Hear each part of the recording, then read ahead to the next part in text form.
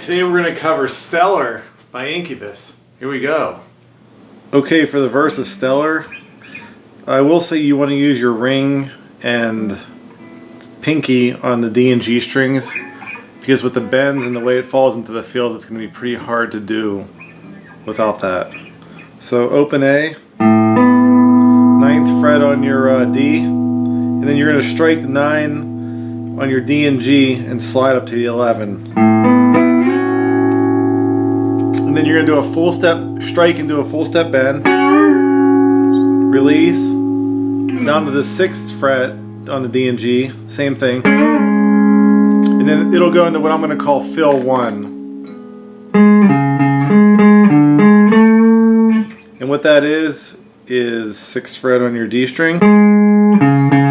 Twice on your 4th fret of your A. Back to the 6th fret on the D string twice. 5th fret on your A, and then 6, 7 on your D.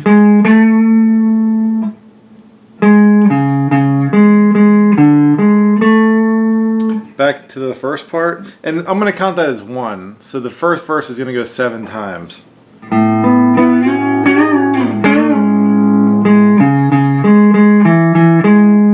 So this time it changes. It will start the same. This time you will go to the 7th fret on your A string twice and end up on the 6th fret of the D. So that'll be 2 times. The verse will go 7, the first verse. The second verse will go 8 times. And you kind of have to listen to the recording, because the second time through it starts with what I'm calling fill 2. And the one keynote you will notice is when it goes into the chorus, when it goes into the bridge, and when it ends the song, it all ends on this particular fill, which I'm calling fill 1 again.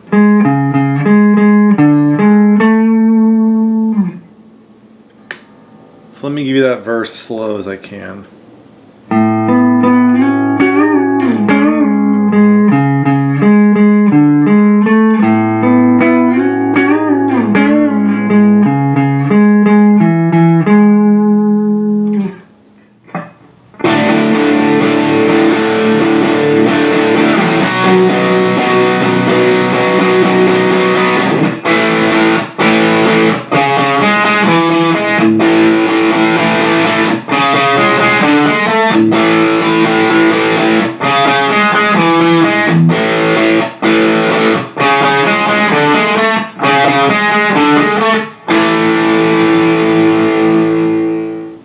For the chorus, well, I'm going to call this the pre-chorus. It's going to build on a D power chord, but you're also going to add an A into the bass notes, so it's going to be like a sus chord. And then you'll move it down to a B position with an F sharp in the bass.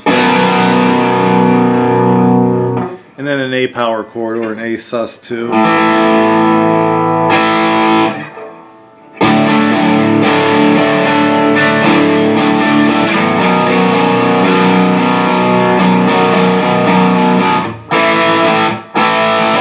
And he kind of chokes it on the first one and the 4th time through, and the 2nd and 3rd are just... But if you want, I mean, you can do whatever. You can, I think sometimes live, I think they're just choking it like the whole way through. And for that one, it's going to start on fill 2, and like I said, always end on the first fill. So let me just kind of play, since I already showed you those parts, let me play through it one time slow. The end of the song just ends on fill 1.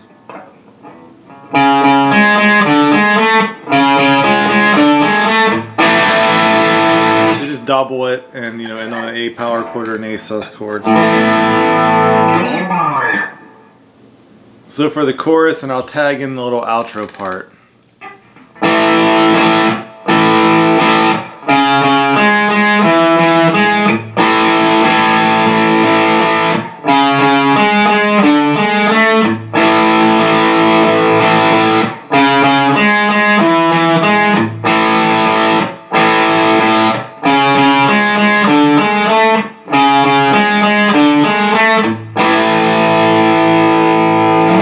And the last chorus doubles, so that would be one whole time through. It would be twice, and it does 1.5 times before the bridge.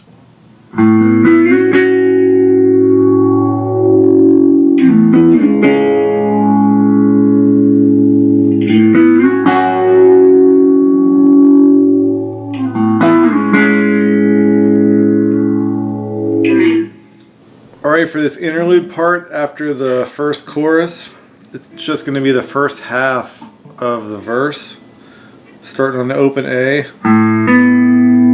9th fret on your D, and then strike and slide. Now instead of like the hard full step bend, you're just going to gradually pull it around a quarter to a half step. And then same thing when you get to the 6th fret. And you'll just lead off of that same open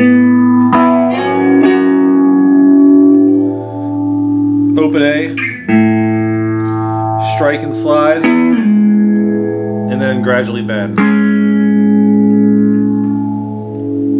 And I did kick on a little bit of phase 90 to kind of make up for, I think he's using a chorus and an octaver and some of this stuff. But yeah.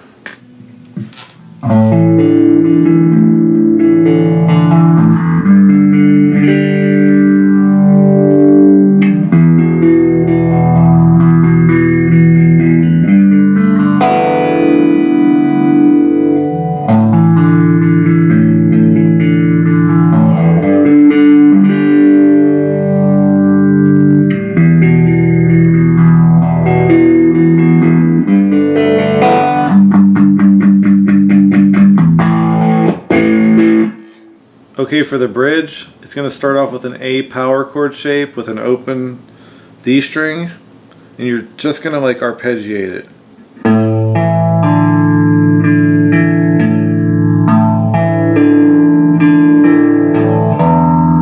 Open E, move it to the G position.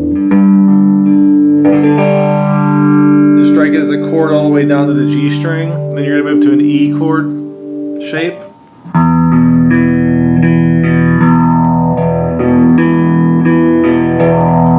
It's going to move to this like G kind of like jazz chord, and this is an easier way to play it.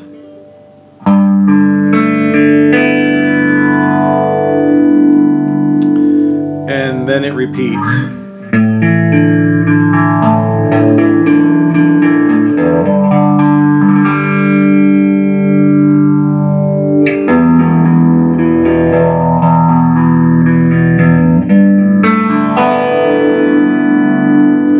And for that G position, it's G string, open D, 2nd fret on the G, back to the open D, and open B and high E. And if you want, you can fret the 4th fret on your G string.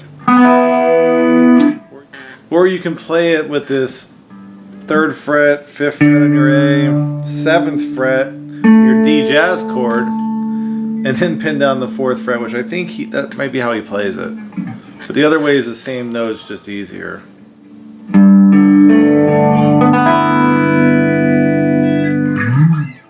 So right at the end, you just build on a G power chord and go into the last chorus.